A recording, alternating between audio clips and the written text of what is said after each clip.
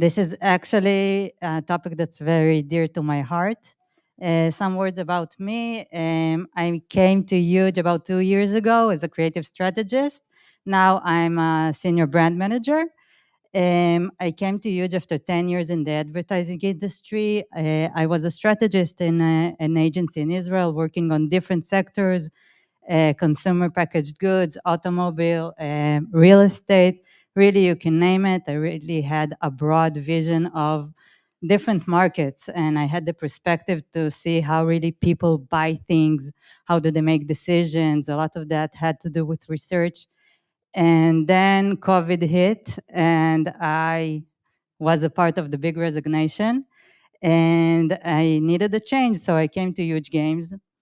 And really, I had to learn a lot of stuff from scratch. I learned performance marketing. I really was used to doing big campaigns, TV, billboards, digital campaigns. It's called like that in other industries. So I really had a lot to learn, and I remember walking around with my little notebook, writing words like CPI, CRM, CTA, CPA. What's the difference? I don't know, but now I hope I speak that language fluently. So at Huge Games, I was at the beginning a creative strategist, working on both casino and casual games, and we are really we're at the market about 20 years. We run a lot of different games. It was really interesting for me both to learn the gaming industry and to understand how to measure things. So I'm going to talk about it a lot soon. So what did these 10 years in advertising teach me? Basically, the perspective is really important.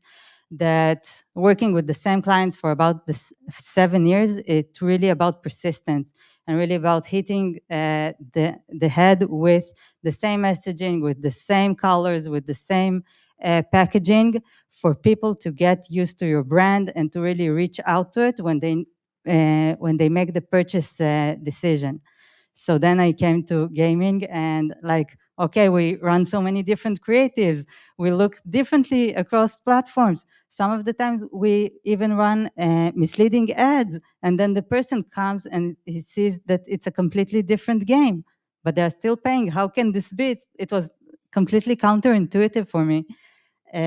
So I continued learning, and another thing that I brought with me is that nobody cares about our advertising. Absolutely no one. We care a lot about our advertising and about our game. And this quote is from the 50s, but I still think it's really relevant because people are interested in their own lives, in their own families, in their own trouble, and sometimes they see an ad. Think about yourselves. You're walking down the street, you see a billboard. Do you read it? You're on your mobile phone, you're scrolling through Facebook, TikTok, whatever. Do you look at the ad? Maybe sometimes it's relevant for you. Maybe if you're searching for new shoes and then you see the Adidas Samba shoes, but maybe you see diapers and your children are really grown up. They're 4 years old. Do you care about it? It's not relevant. The advertiser just spent his money in vain to catch your eyeball. So if- having this in mind throughout my entire career, it's something that's really resonates with me. So that's why I try to put the consumer at the center all of the time, to think what's relevant for our consumer, because we have our product and we can talk about our product until we're blue in the face. But if it's not interesting to the consumer that's watching our ad, that's we wasted our money. Also, the competition is really important. And from my experience, it's always about differentiation. It's always looking different. It's always talking about something different, bring our fortes to the front. But then I come to gaming and like copying other people's ads, it's completely okay. It's like, what? We don't need to reinvent ourselves every campaign? No, because people are used to seeing some codes and some frameworks that are the same across games, and that's how they understand what kind of game is it, whether it's the fail ads or the ads that you need to pick out a pin. I'm sure you're all seen these ads. So like competition is super important, but still consumer come first. But how do we learn about our consumer? How do we learn about our target audience? And how do we decide who is our target audience? Like we can make him up, but we need to concrete this into some actual data. But these days, data and reliable data is really hard to come by because we have privacy issues, we have GDPR, we have iOS, soon we'll have Sandbox. So what do we do? Where do we get really actionable insights that are concrete in data? So that's the question that I came with to my team. And I wanted to do a research because we had so much data. We had data from our networks, and we had data from our MMPs and from other partners, but everything was really separated. So we just started asking questions, and there are a lot of questions here, like who is our target audience? Did you define it? Do we know it's women? They're age 40 plus, but then we see on a different source that it's younger women. On a different source, we see it's male. Our own data from the product shows us something different. So what do we act upon? Who do we target our ad for? Uh, what did these people do for a living? Are they willing to spend? What are their hobbies? Maybe if we know that our audience really into gardening, maybe we should implement something like that into our ads for them to even look at our ad and not to skip it. What are the decision-making criteria? Me working on automobile ads, I really know the path to purchase. I know that a person bought a car 3 years ago, now he wants to buy a new car. What elements does he look at? How many cars are in his set of choice? It's now becoming really, really, really narrow. But in gaming, like the world is our platter. We can download how many games our phone can contain. So how do we do it? How do they spend the week? What are their hobbies? What are their values? Are they conservative or are they not? So there's a lot of questions here. I'm not sure that everything is relevant for all of you guys, but we need to ask questions and not only which ad converted or which CTA converted. So I really into understanding our audience and understanding our profile for us to create the best ads to bring the best user for our games. That is my objective. And step two, after we asked all of those questions, let's start looking for resources. How can we answer these questions? So we can go to the product team, we can ask our business analytics, we can ask the monetization team, what do they know? But it's one way to look at it. Another way is to look at the competition, and we have paid sources like Data AI that spoke before, Game Refinery, Sensor Tower, SimilarWeb. There are many paid sources, but there are also free sources if you don't have a budget. So we can look at the ads library for Facebook, for TikTok. We can look at the app stores. There's a lot of information that is just out there, and we need to really be like a stalker to find this information. We can look at case studies. We can follow the people here in the room on social media, because I'm sure that when you have a really successful campaign or really something good happens at your company, you share it on LinkedIn. So I'm a professional stalker in this particular issue. And people really like to talk about themselves and about their successes, but this is a bias, and people only talk about their successes, and people only publish things that worked. What about things that didn't work? We don't have access to that. So we really need to be sharp here and to really look for the biases and the angles. And of course, we can research our consumer. We can do social listening to see what are they talking about, with who they are talking about, really look on social media and to see what is the conversation around our games and around their lives. We can do user interviews. I know our product teams are always talking to our users, interviewing them, asking them different questions about new features, but it's only our users. What about competitors' users? What about other people that are potentially relevant for our game, but we didn't reach them yet. We can do Google surveys, and we can also do reviews. So on the stores, and it's really also insightful. But all of these resources only show us a particular angle of the information. But this is all really valid and really interesting information for us to know. And I know that I went on all of these sources, and I really gathered information for our games. And it was amazing for me. And that's when I decided that no, I don't have all the data that I need. I want to know more. I want to know other elements of our players' lives, and I want to do it in from one source. I don't want it to be separated and in different silos. So I wanted to do consumer research, like the researches that I was doing in my previous job as a strategist in advertising. And that meant that I needed to zoom out to look on a bigger picture, and to look on. I did two really in-depth research. One is for a casual game that we run, and the other is for a casino game that we run. And I really wanted to ask all of the questions that you saw earlier, but I want to ask the same people and not to have it siloed from different sources. So here we'll speak a bit about different types of research.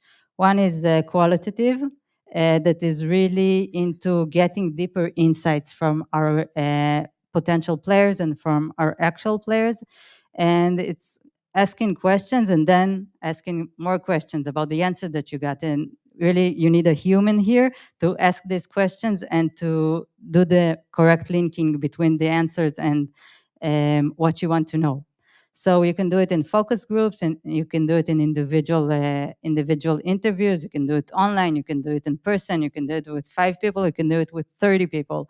It really depends on your objectives. And the pluses for it is it's flexible. It's small samples. You get really deep insights, and you would use it for like, why isn't this feature working?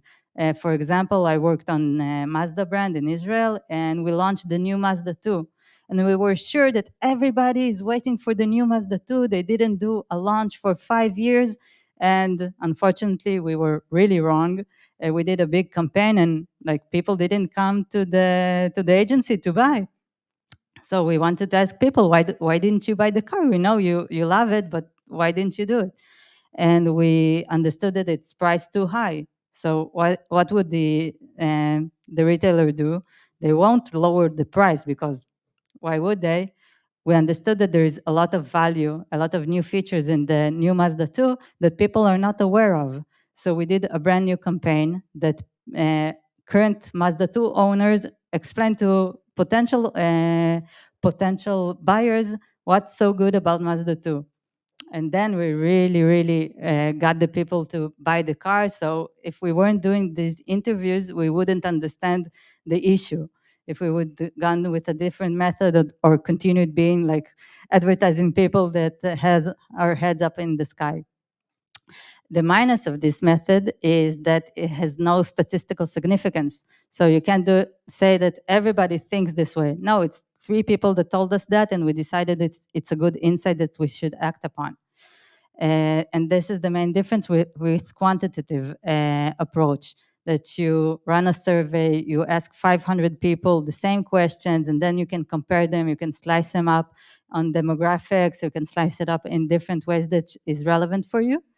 And this is amazing. You can do it year after year after year. This is how brands track their performance.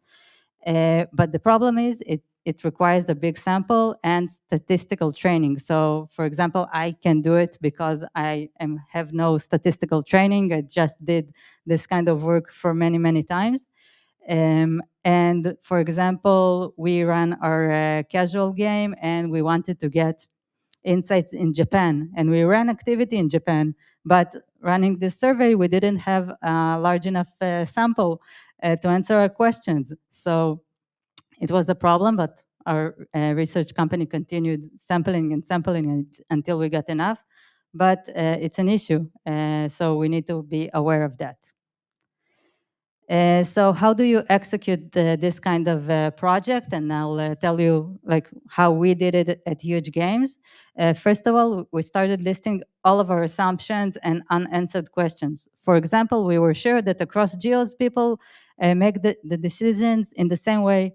They see an ad, they click on it, they get to the store, they download the game, they play or not play, and that's it. But we discovered that, again, in Japan, people are into window shopping. They go on the App Store, they go on Google Play, and they see what's new, what's going on, what can they download now to kill their boredom. So we said, okay, we need to put much more emphasis on this, but that doesn't mean that we're going to chuck our advertising and our performance marketing activity. So we really need to get our assumptions clear and our new insights there, and to act really rationally about it. We need to ask ourselves, how can we answer this question? Do we need statistical significance, or do we need the depersonal questions? That's another issue. Like, really think with yourself, with the product team, with the marketing team. I don't know which team are you on, but it's really important to bring different people into the table and to think together, but never forget your own objective. I came from the marketing team, so I need to serve our own objectives. That being said, I brought on people from the product team because I need their perspective as well, and maybe they need to hear these answers and to make different like different actions to better our marketing. Do you have in-house capabilities to execute the research? For example, we have Łukasz. He's in the product team. He's an amazing guy. He has significant statistical training, and he runs a lot of research, but it's only for players' insights. I wanted to go on a larger scale, and I wanted to learn what do players of casino games have to say about our game and about our competitors. So I consulted with him, but I didn't use his services. I used a partner, like an outside partner, a company that we hired for this. And that's exactly point number 4. Do you have a partner in relevant geo to execute this research? The company that I went with has subsidiaries in different geos, so we could have run it in Australia, in Germany, in France, in US, wherever we wanted. They had an answer for us, so that was amazing. But there are different approaches to this. You can use networks. There are networks that are running research. There are other companies, research companies, that has subsidiaries in different geos. So it really depends on your needs. So let's do our research together. Let's do a list of questions. Let's ask the demographic questions, but also psychographic. What are the hobbies? What are how do they work? Do they work at home? Do they work? Do they commute? Commuting is really relevant for gaming industry. Also, when do they play? We discovered that our players play at night before they go to sleep, but they don't play while they watch TV. Okay, that's interesting. What can we do with this kind of insight? What can my partner at the UA team can do with this kind of insight? What is their gaming behavior? For example, we discovered that our casual game is being Casual gamers are downloading games all of the time. They're always on the lookout for something that's better, that's newer, that's more interesting. And that's the complete opposite of the social casino player that are really invested in the game. Literally, they're invested in the game, and they don't want to switch games. They want to stay with the game that they're playing because they have so much money invested in it. So that's a really good insight, that we don't want to emphasize. Like, churn in casino is okay, but having high churn in a social casino, it's not that good. What is the decision-making process? Do we need to put more emphasis on our mobile ads, or do we need to put more emphasis on our game, on our app store, or do maybe we need to run like awareness ads? Maybe we need to go on TV. Maybe we need to do something else. Maybe we exhausted all of our efforts on mobile marketing. Maybe, but we need to ask these questions and to get some answers. What is our brand funnel? This is something that was very interesting for us. For example, we run activity for the casual game. performance marketing. We invested budgets, but we saw that the awareness was really, really low. What do we do now? And on the contrary, for our social casino game, we didn't run TV ads for 5 years and we had really high awareness. Amazing. What do we do now? How can we leverage these insights? What is our brand equity? What are our fortes? What are the values that we should communicate? What is the key differentiators? If all of the casino games are all about excitement, maybe we need to differentiate ourselves and talk about something else. I see you nodding over there. So these are the questions that we asked. And next, we need to find a vendor. Luckily, I had some advice from a friend in Playtika, and he gave me the name of an amazing vendor. Also another advice is to find partners from other companies to consult with. Does your vendor can target relevant audiences? The vendor that I'm working with is doing panel researches. They have panels of consumers across the world that they just can send a questionnaire to. People are answering questions, and they get reimbursed for this with points, and then they get vouchers to buy on Amazon and stuff like that. So, can your vendor target the right audiences? Are they statistically proficient? Can they help you to formulate the questionnaire? Can they help you get the right insights?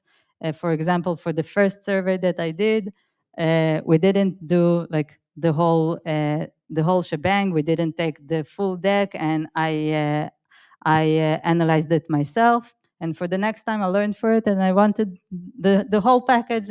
I want them to help me to get to the deeper insights, and I'm really happy that I did it. Do they have experience across different verticals? And this is important for me. I don't know if it will be important for you, but to get perspective of consumers from different verticals is important, because people are people, that they are a whole character. They have their lives. Like, it's not only about gaming. They also buy different things. They make different decisions, and it's important to look at the person as a whole. And do they provide translations that you won't need to deal with it? Because I know that everybody here is running on different geos, and if you want a questionnaire in Taiwanese, probably it's better to have someone that can speak marketing and can speak the different gaming or your industry's jargon, to make it really precise, and not to do Google Translate that is simply won't cut it. So what are the next steps after you found the vendor and you have all of your questions? Us huge games, we're traded on the Polish stock market, so we need to do everything by the book. We need the contracts. We need to defend our data and our players' data, which is much more important. So legal team and budget teams, everybody is involved. Everything is done. We get the proposal approved. Like for us, it was a couple of like about $30,000. So it really depends on your budgets. We formulate the questionnaire. This is where I got other stakeholders involved from my team, marketing team, creative team, product team, CRM. Who else? ASO. Everybody that has to do with the marketing and the product were involved, and this is important to involve them, to get their perspective, to get the right terminology from them, but not to get sidetracked by their input, and not to get sidetracked from your objective, because it can be really fun to impact the product, but you are in the marketing team, so keep that in mind. After you have the questionnaire done, you translate it, you run the survey in different markets, which is really interesting to see the answers coming in. The statistic proficient people are analyzing that, and then you get the report. This is the timeline, at least like the minimum one. It can take even longer. In my case, it took longer, and it can be done in minimum like 4, maybe 3 weeks minimum, but like don't be too optimistic about this because this kind of thing takes time. And I'll share some of my tips, and they're all written in blood, let's say it. Get all your stakeholders' input. We talked about this. Consider it, but don't forget the objectives.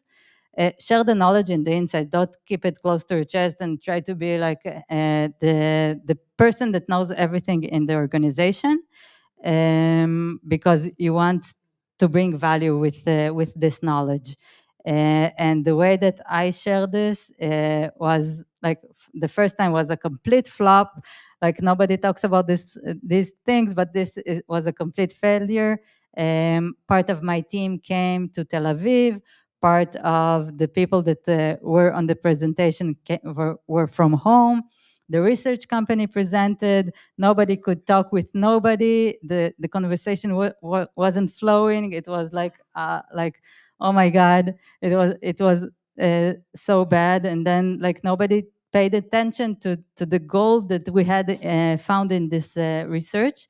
So what I did, I took the results and I sliced it up according to the different stakeholders, and we did small brainstorming sessions with each party, and we got a lot of value from this. We ran different keyword activity according to hobbies, and we ran new screenshots for the ASO, and the product team did different things. I don't remember even what. And we had a bunch of new creatives done, so it was really good. Some of this worked, some of this didn't work. And this is point number 4: track the impact of your insights and document everything, because things can stay the same, things can change. And another thing you can do is track it after 1 year of activity, after 2 years, to see the impact. Is it really shown statistically in the different geos that are relevant for you? So that's about it. And some of the insights, I know I talked about it along the talk, but we found out that we don't advertise in the leading social media platform. That was crazy for us in a certain geo. We realized that Twitter is the strongest social media platform that there is there, and we simply are not advertising there. So we had to do something about it. In the same geo, we found out that in a casual game that is oriented for females, we have 70% male audience. Oh my God, what do we do with that? We can run different creatives. That's amazing. We also found out that trust is a critical issue in a certain geo, that we need to hype this value up. We need to implement different methods of creating trust, whether this is, we can do some kind of a line beneath our creatives um, to disclaim certain elements that create trust.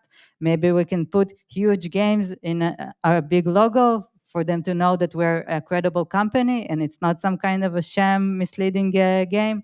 We can do that. So we worked on that. We have really low awareness among players of one of our apps, and this was very devastating for us.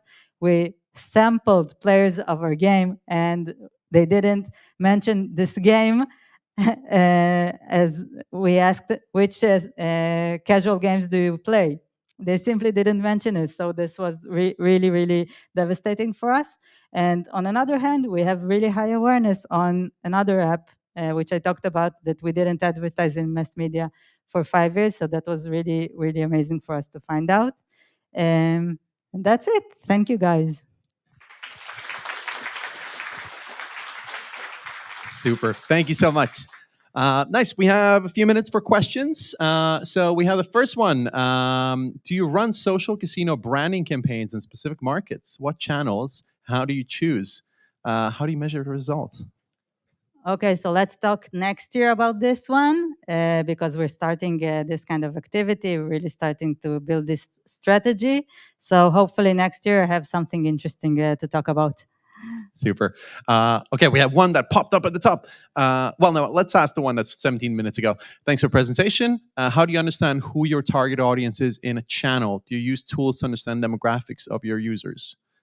Is there anything more? So this is really interesting because according to different channels, we have different audiences, and it really depends on the channel itself.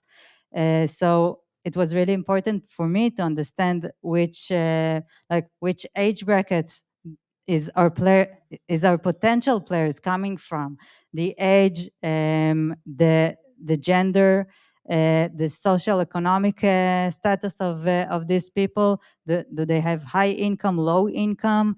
Are they employed? They're unemployed? Are they on pension? So that's something that was really crucial for us to understand, and it deviates across geos. So that's also really important to understand. Super.